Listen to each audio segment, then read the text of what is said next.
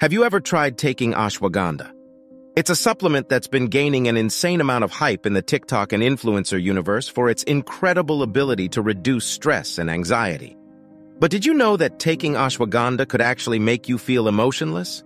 Yeah, that's right. In many cases, this supplement can have unexpected side effects.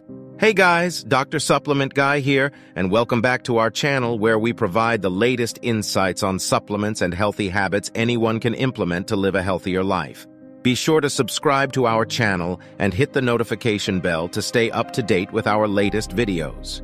Now let's take a deeper look into the dark side of ashwagandha. Ashwagandha is known for its ability to reduce stress and anxiety by lowering cortisol levels. While this is great, in many cases, it can actually have the opposite effect.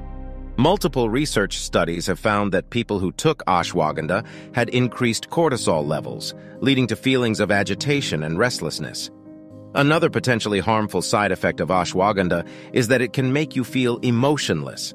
This is because ashwagandha has a sedative effect that can numb your emotions and make you feel detached from the world around you.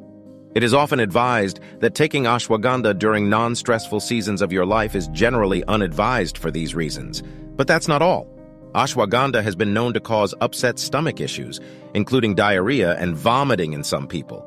It can also lower blood pressure, which can be extremely dangerous for people who already have low blood pressure. So, Dr. Supplement Guy, what does this mean for me? Well, before taking any supplement, it's important to do your research. While ashwagandha undoubtedly has many potential benefits, it's not for everyone.